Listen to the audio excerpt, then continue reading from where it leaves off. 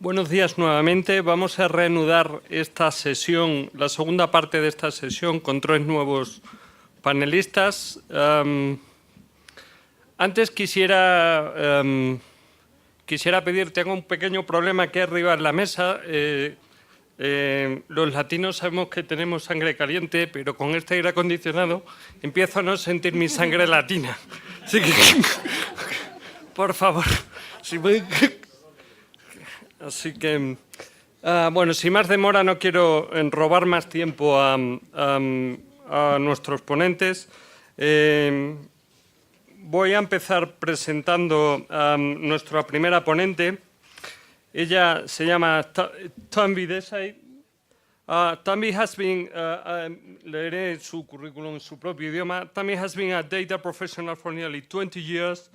Her main interests are in data infrastructure, and she has spent her career advocating and developing solutions for secure access to data for research. Tanvi has advised on data access strategy in the United Kingdom and international, including for the Office of National Statistics, for the Welsh Government, for Her Majesty's Revenues and Customs, the Australian, New Zealand, Mexican statistical offices, and for the National Bank of Italy. Tanvi was previously acting director of the Administrative Data Service, which is the coordinating body of the Administrative Data Research Network. And before that, she was data manager at the London School of Economics Research Lab, where she implemented and managed the first remote execution system to microdata held by Eurostat. So I give her the floor. Please, Tanvi. Thank you very much. Thank you, David.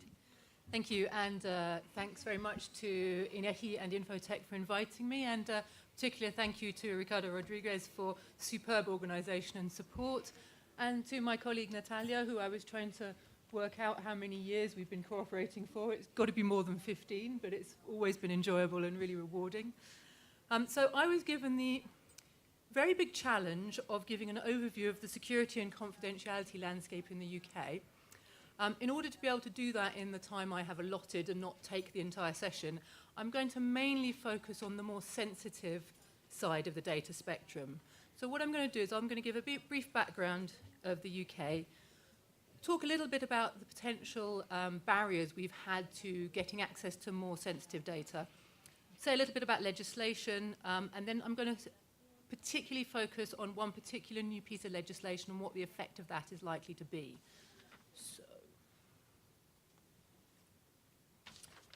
So the UK has an incredibly long history of using data for evidence-based policy.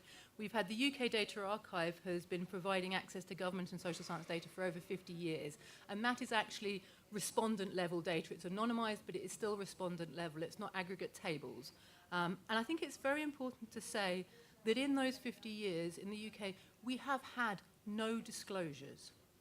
We may have had procedural breaches where people have not followed the rules, but we've never had a damaging disclosure that has impacted an individual or business in any way. So I think that really says a lot for what was being talked about yesterday in terms of realistic scenarios of risk. Open data and scientific use files was the tradition. And early in my career, you couldn't go to a conference without someone putting up this risk utility model. And this was actually, I think, for a long time, quite a barrier to getting access to sensitive data, because this thinking that as the usefulness of the data increased, so the risk increased, actually meant that even when we had technology to deal with a lot of the risks, this thinking still was the main model available. So that was actually a barrier to people moving forward.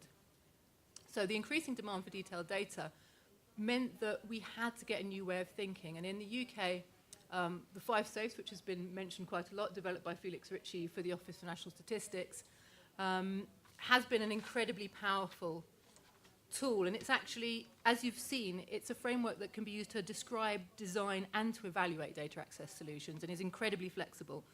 And actually, that way of thinking has impacted even the guidance around data access. So recently our Information Commissioner's Office, which is something of the equivalent of the INAA, but without the legal responsibility, it's more guidance. They have actually started defining data sensitivity in terms of the environment in which they are accessed. So a data set that might be considered personal if it was handed to someone, if it's actually within a secured environment, can be treated as non-personal data provided the safeguards are sufficient. So that has really kind of changed the way we can approach access to sensitive data in the UK. Another significant barrier that we were facing up to was, according to a Law Society piece of research, there were more than 300 specific legal gateways to access data. These were incredibly fine-grained, so a particular data set for a particular subject. So what tended to happen is when you wanted to access data, a lot of people were trying to understand what all these were. And this was even government. It was even difficult for government employees making data available to understand the range of legislation they had under which they could make data available. For a long time in the UK, we had a Data Protection Act, which had an exemption for research with conditions that was not necessarily used very effectively by the research community. It's been updated a few times, most recently in line with the GDPR. Everyone has heard about the GDPR. What has been very significant recently, which I think will make a very big step change, is what I want to talk about within this presentation, is the Digital Economy Act of 2017. This was a very wide-ranging piece of legislation that covered almost every aspect of digital life in the UK. But the bit that was interesting for me was the Chapter 5, which is specifically on sharing for research purposes. And this was the first time in the UK there was an explicit law outlining the ability to share data, not an exemption for research, but an explicit framework for sharing data for research. And it changed the level of responsibility, because traditionally one of the things we've been doing a lot of work on, particularly Felix and I and some colleagues over the last 15 years or so, there was very much a situation set up in culture where the National Statistical Office or the data providers took all the responsibility for data security. So there was this understanding that data were only released when they were safe. That gave the researchers the view that they had no responsibility because anything they were using was by default safe, so they didn't have to worry about data security. They could do what they wanted. Once we started making more sensitive data available, that attitude becomes a really significant risk. Everybody has to take responsibility. So through ONS training programs, we started to try and push forward the idea of joint responsibility. I would, if you'll excuse me, recommend a paper by myself and Felix on effective researcher management, which I think is very relevant in this case. So what we now have is we're now having much more moving towards a culture where data security is everybody's responsibility. There is no, the data controller obviously has a responsibility to make sure the data is safe, but once the researcher has it, they can't say, well, I can do what I want with the data because it's not my problem. And that is explicit in law. We have penalties for data misuse. So the Digital Economy Act, one of the most exciting things for me is, as well as the explicit gateway, our UK Statistics Authority, which is the governing board of our Office for National Statistics, has been delegated to develop a code of practice for the UK that covers researcher accreditation, project approval, secure environments, data linking, and output checking. So as I said, I'm going to look at the more sensitive area of this. So I think for us, one of the key things, a lot of the data access that's been discussed earlier today is data distribution. What we're looking at for the sensitive areas is distributing access, not data. So the data are kept in a central safe place, but access is distributed in various ways, and I'll say a little bit more about that in a minute. So we're starting with safe people, the accredited researchers. So we now have an official, the Office for National Statistics has an official accreditation status. It's valid for 5 years. It's available to pretty much anyone with a proven research track record. That's one of the things. You have to prove that you can do the research. Member of the public can't just come in and go, oh, give me lots of sensitive data. you have to have a track record. But this, for the first time, has opened access to commercial researchers as well, which is quite a sensitive issue in the UK. The public are not entirely on board. There's also a mandatory training program. Everyone has to be trained. They have to pass a test. That, again, is valid for 5 years. There are penalties at legal and financial and reputational. But what we had, which has been very, very successful for the last 10 years or so, maybe a little bit longer, we've actually had what we call a breaches policy agreed with the main funder in economic and social research. And this meant that misuse of data in the secure environments, particularly in the UK Data Archive, actually came with penalties for your funding and your access to resources. And this was an incredibly powerful tool because as David mentioned previously, I worked in research. I worked as a data manager in a research center, a very heavy data use research center. And I would say to researchers, if you miss the data, you're going to prison. Now, this is so far out of most researchers' realities, they wouldn't take you serious. It's like, yeah, prison, yeah, whatever. I'm a respectable person. That doesn't apply to me. I'm not a criminal. If you say to a researcher, if you use data, your funding will be taken away, all of a sudden, it clarifies their minds very quickly. Additionally, we had an institutional level penalty. So what we found, when this was actually first implemented, I was still working in the research center. And it was incredibly powerful because with an institutional penalty, people knew that if their colleagues misbehaved, it potentially impacted their research and their livelihood. So the peer pressure to start self-reporting and to reporting your peers became... So I had people emailing me saying things like, I sent someone an email and it had my username on it. And I'd be like, did it have your password? No. Okay, it's okay. But prior to that breach, no one would have imagined telling me that they'd released their... I mean, it would never have happened. It wouldn't have been relevant. So we saw actually that kind of training, that breaches policy, created kind of, really pushed the culture change. And I think we're now, with the new legal framework, we're moving away from that kind of breach and moving back towards more training to make the point and more reliance on the legal. But I think actually what we found is, we find the generation coming up are much more nuanced in their attitude to privacy. So it was more the more senior researchers whose mindsets we really needed to shift. And actually we're thinking, we'll see, but we're thinking that this kind of penalty may become less important in the future. So safe projects. What the Digital Economy Act is going to set up is going to be a cross-government accreditation panel that will be a central authority that will judge the validity of applications for all data across official statistics, except for health data. This is one of the weaknesses I have not mentioned of the Digital Economy Act, that the health sector in the UK specifically asked to be exempted from it.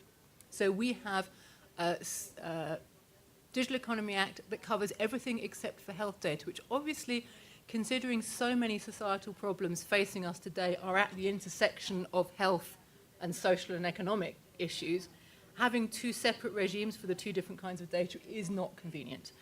But that's what we've got at the moment.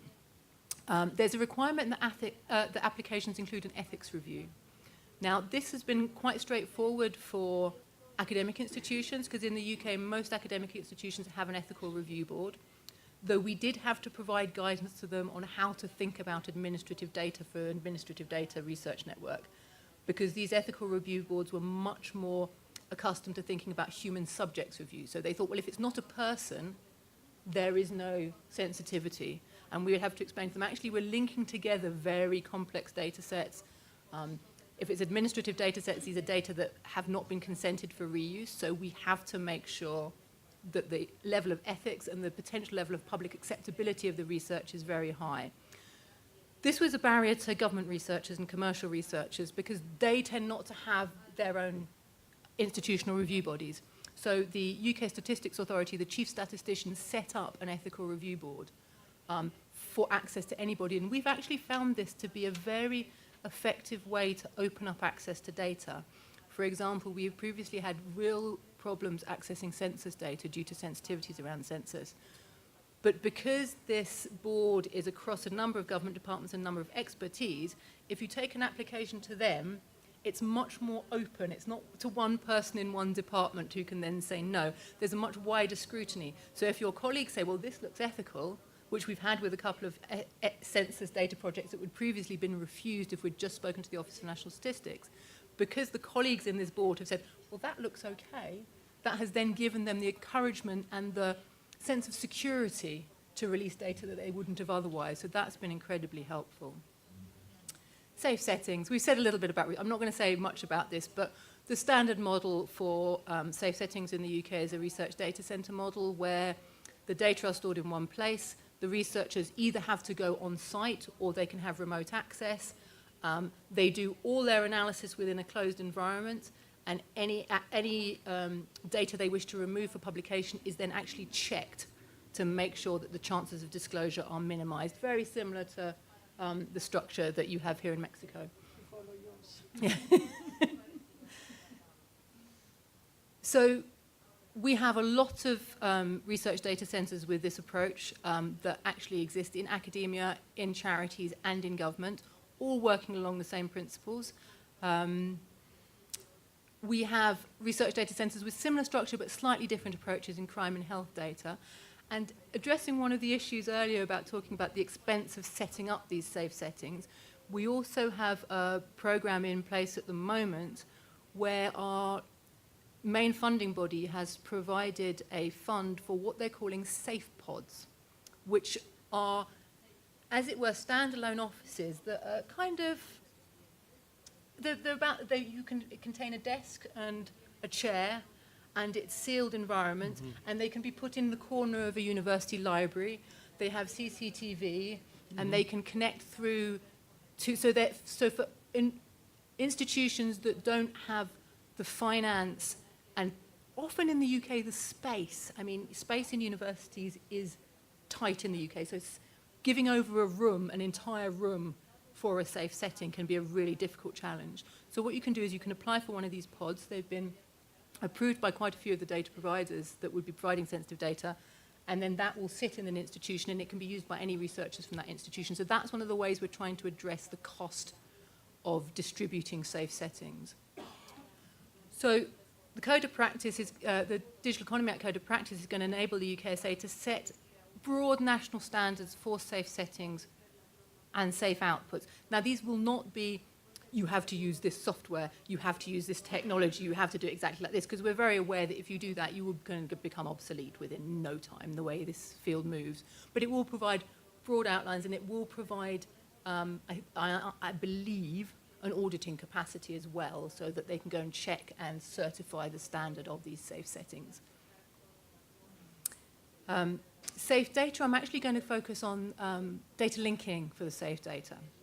So in the UK, we're going for the trusted third-party model, which enables us to, so what happens with that is you split your data set. So you split your identifiable data from your research data. Only the identifiable data is sent to a trusted third party who then links the identifiable data together, strips out the identifiable information, and returns a link field, which the research data centers or other safe setting can then use to join the data together. And we found one of the reasons we use this is actually we find it's really popular with the public. They can understand it. You say to them, the information that people can see publicly in the phone book, your telephone, your address, people who see those data will never see any of your personal information about your taxes, about your health. The people who see information about your tax and your health will never be able to identify you. They won't see the identifying information. And that is quite a simple message that we found works quite well. So this is the strategy that we're planning to, that is actually already quite commonly used. So upcoming priorities. So what we really need to do is we have these standards in place, but we do need to build consensus and promote them. In order to be a national standard, you don't just publish them and everyone goes, oh yeah, great, we're all going to behave like that now. So there's a lot of work to be done around promoting them, but I think the potential value will be huge. Because at the moment, if you want access to data and you have a safe setting, you approach the data provider, you say, I have a safe setting, it's best practice, give me the data. Now, the data provider then has to make their own judgment about whether your safe setting really is best practice, whether they trust you, whether your procedures are transparent. And in some cases, the government departments don't have a sense themselves of what is appropriate security. So if they have a legal responsibility to safeguard the data, but they don't know what the appropriate setting for access for their level of sensitivity of data, then obviously the answer will be no. So actually having a standard that they can understand, that is clear, that says this is an appropriate setting for data at this level, anyone who has this certification reaches that level, should increase access to data. It will also increase public trust. If the public know, as was being said with Stats Canada earlier, you know, if you can be clear, this is what we're doing to look after your data, this is how we do it. And when I was with the Administrative Data Research Network, we did a lot of public engagement work to try and make sure that we had the public license to do these things. So the network of safe settings is going to be very important, because obviously there's the advantages of safe settings. It enables you to provide access to very sensitive data, but they have some serious issues with equality of access. You have to be able to travel. You have to have the money and the time to travel. If you have small children or other caring responsibilities, if you have disabilities, if you have a small grant, that makes these things very challenging. So what we find is that this safe setting, the on-site safe settings, tends to privilege the more senior, better funded researchers. And because one of the major challenges we face in Europe is the pool of methodological skills, we want more skilled young people coming through. If you create an environment where young people can't have access to the most detailed data and really develop the most cutting edge skills, then, you know, you're disadvantaging your country. So the network of safe settings, the increase in remote access to secure data rather than on-site access to secure data, all of these things are things we've got to work on. There's a huge amount of public engagement work to do. We have a situation, I think, across the world where a lot of the work that gets done with data gets done kind of in the background. What the public hear about is when something goes wrong. So what that means is we create a culture where the public can't assess risk and reward. They only ever see the risk, so it makes them frightened.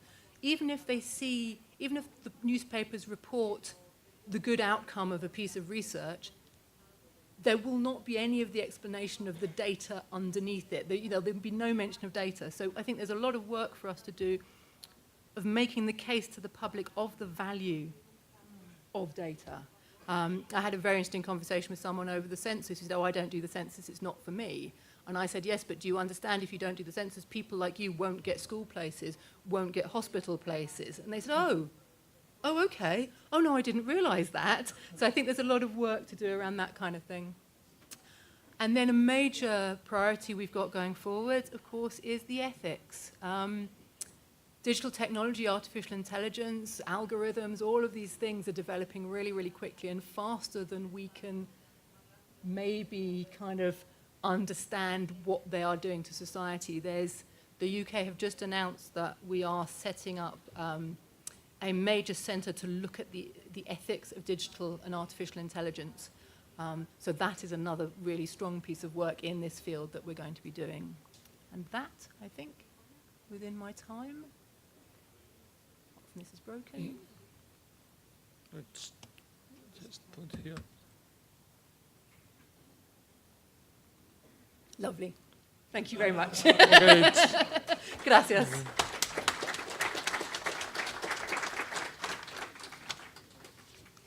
Muchas gracias, Tanvi. En realidad te han sobrado incluso 3 minutos. O sea que, muy bien.